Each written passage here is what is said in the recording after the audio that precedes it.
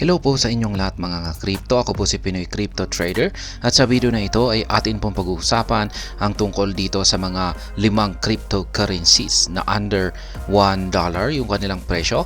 Ngunit meron po silang potential or kakayahan na lumago ng 5,000%. At ayan, bago po tayo magpatuloy ay nais ko lamang po munang bigyang linaw ang aking disclaimer kung saan ang nilalaman po ng video na ito ay hindi po ito isang financial advice. For education and information purposes lamang po ang layunin nito. Maliban po dito ay nais ko na rin pong magbigay babala na wala pong kahit anumang group chat ang Pinoy Crypto Trader. Ayan, ang sabi po rito ay while the cryptocurrency market is full of promise, some altcoins below the $1 mark including VeChain, Flare, Algorand, XDC Network, and Stellar have stood out from the rest.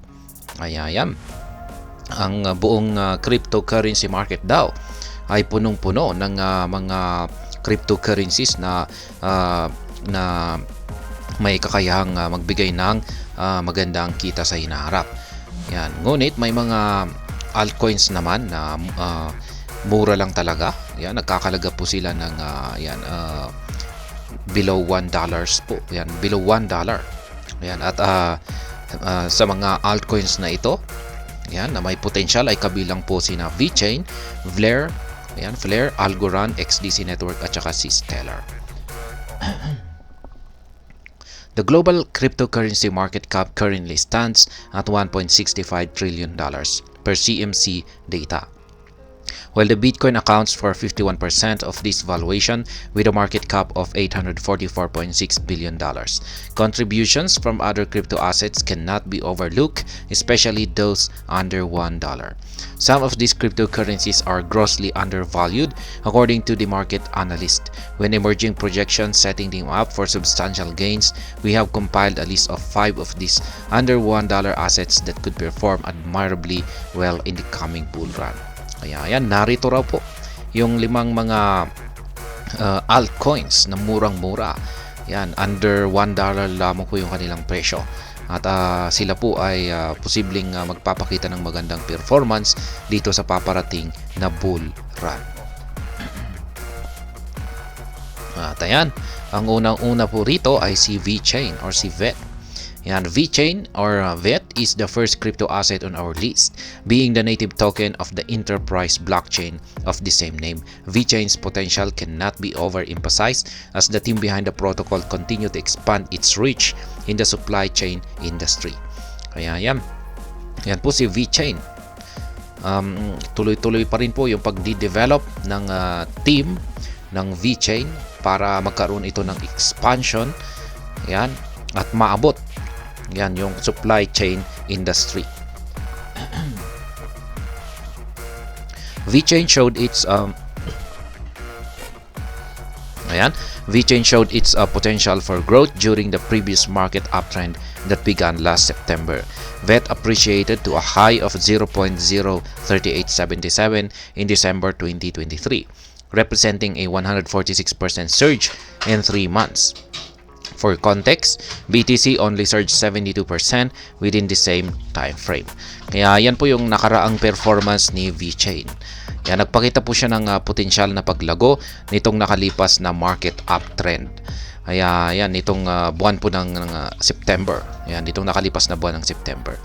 Sapagkat si VET ay umangat po siya sa presyong 0.03877 noong December 2023. Nagpapakita po ito ng paglago na 146% surge sa loob lamang ng 3 buwan. Ngayon kung ikukumpara po natin dito kay Bitcoin sa parehong time frame, yan, or parehong naging performance na rin ni Bitcoin nitong nakalipas na 3 buwan ay ayan, nasa 72% yung paglago ni Bitcoin. Kaya ibig sabihin ay mas nakakalamang po si VeChain kumpara dito kay Bitcoin. Despite its impressive performance in the fourth quarter of the previous year, VET has not been immune to the ongoing market-wide turbulence. Currently changing hands at 0.0289, VeChain is down 22% from December 2023 high. Ayan, si VeChain ay hindi raw po nakalusot or nakaranas na rin po siya sa nagaganap na pagbagsak ng cryptocurrencies. Yan. Kasi halos lahat po ng mga cryptocurrencies ay talagang bumabagsak talaga. Kaya yan, siya na rin ay bumagsak ng 22%. Yan. Kaya sa ngayon ay yung kanyang presyo ay naglalaro po sa 0.0289. Nonetheless, optimism remains high, especially with the blockchain's recent milestones. VeChain recently disclosed a 200 million transaction milestone with Walmart. Analysts have also identified bullish indicators for VET as the broader market prepares to enter the bull phase. Kaya yan, ngayon ay nagkaroon daw po ng 200 million na transaction milestone itong si VeChain dito kay Walmart. Pagdating naman po sa mga analysis ng mga analyst ay nakapagbigay naman po sila ng mga bullish signals. Yan, bullish yung kanilang nakikita na forecast dito kay VET. Yan, at ito ay naghahanda para sa paparating na bull market season. Kaya yan, ito naman yung sunod ay si Flare or FLR. Flare is one of the very few mainstream crypto assets currently backing the overall trend in the market. Notably, most assets are either down since the start of the year or witnessing very mild gains. BTC is only up by 1.7% year to date, while Ethereum has gained by a meager 1.13%. In comparison, Flare has surged by a massive 49% year to date. This puts Flare among the top gaining mainstream asset this year. Interestingly, the token is also up by 151% since last November, as it is currently changes hands at 0.2624. Kaya yan po yung performance ni Flare. Pagdating po sa year-to-date na performance ay nagkaroon po siya ng malaking price surge. Siya po ay nagkaroon ng 49% na year-to-date na gain. Kung ikukumpara po natin ito kay Ethereum at saka kay Bitcoin, yung year-to-date na performance ni Bitcoin ay nasa 1.7% lamang po. At pagdating naman po dito kay Ethereum ay nasa 1.13 lamang po siya. Kaya ang laki po ng kanilang ang laki po ng difference sa year-to-date performance ni Flare.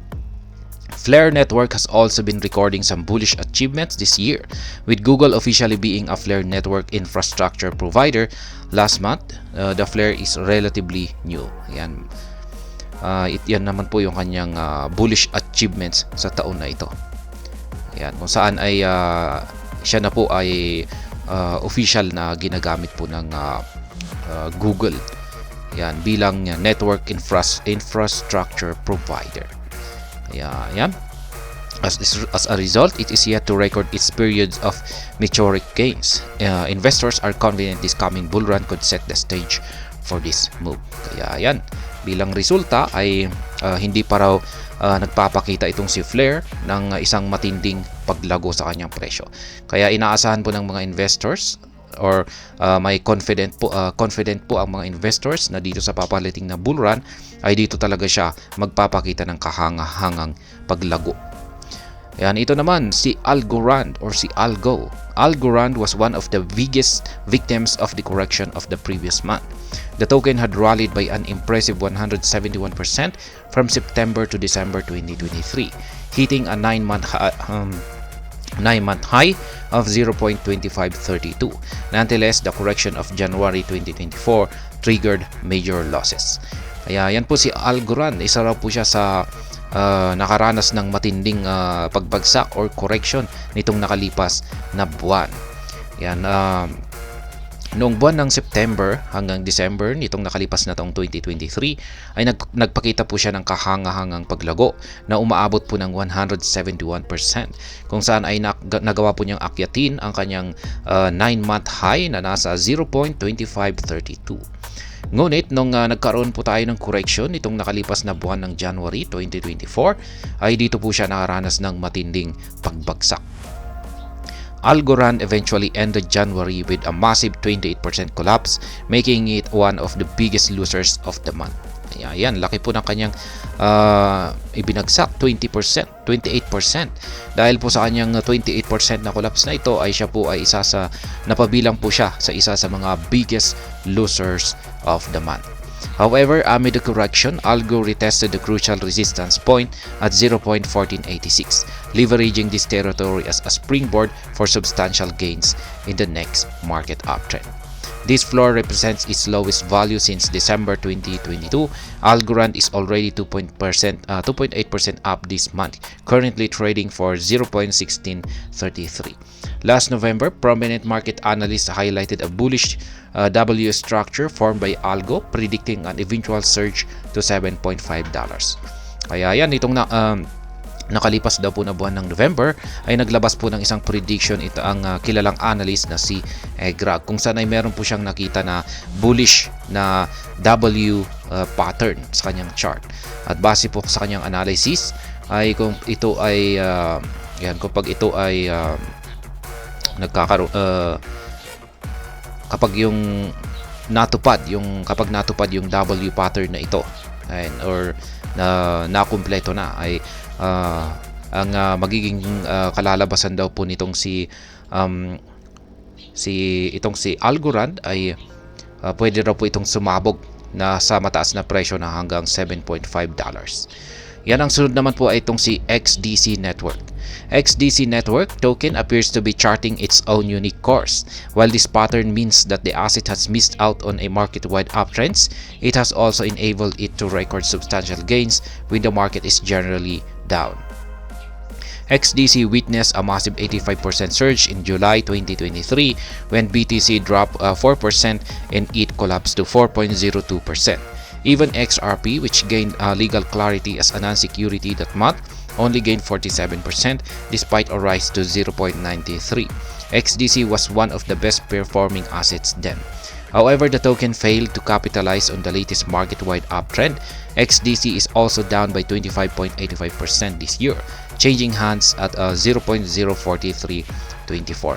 Ayan, ito kasing si XDC ay halos magkapareho po sila ng galaw or performance ni XRP. Kaya ganyan na rin po yung kanyang parang siya na rin po ay nag-underperform. Despite this bearish turn of events, XDC is positioned as one of the potential top gainers this year. The asset surged by 3,797% in 2021 amid the market rally. Kaya, ayan. Sunod naman po ay si Stellar or XLM. Stellar or XLM is one of the assets that failed to fully leverage the previous market uptrend of late 2023. Nonetheless, this has not impacted its potential. The token, which closely mirrors XRP's price movements, has recorded similarly depressing performance in the past. Ayan, si XLM po pala yung gumagaya sa performance ni XRP. Hindi po pala itong si XDC. Ayan. Kaya correction po, si XLM po pala yung kamukha ng performance ni XRP. Notably, during the 2017 bull market, XLM performed poorly at the pre-bull run phase, while BTC rallied 89% from $572 in October 2016 to a high of $1,152 in January 2017. Stellar dropped by 0.46% within the same time frame, similar to the ongoing pattern. However, at its peak in the 2017 bull run, XLM had rallied 32,943% from its October 2016 price, reaching the all-time high of 0.9381. Meanwhile, Bitcoin only rallied 1,775% from its October 2016 value at its 2017 peak. XLM's uptrend began later into the bull market, and the analysts believe this could be the trend in this cycle. Kaya yan po yung mga limang mga cryptocurrencies na under $1 na meron daw pong potensyal na makapagbigay ng paglago na 5,000%. Yan po si Stellar or XLM, si XDC Network or XDC, si Algorand or Algo, si Flare or FLR, at saka si VeChain or VET. At ayan, hanggang dito na lamang po tayo sa video na ito. Sana po ay inyong nagustuhan ang aking paliwanag dito. Kung inyo po itong nagustuhan ay pakiclick lamang po ang like button nito. Para naman po sa mga bago lamang dito, kayo po ay aking inaanyayahan para mag-subscribe. Pakiclick na rin po ang bell icon nito dahil ito po ang siya magsisilbing notification nito sa mga bago kong videos na akin pong ina-upload sa aking YouTube channel na ito. Marami pong salamat sa panunood, ingat po tayo lagi at God bless po sa ating lahat.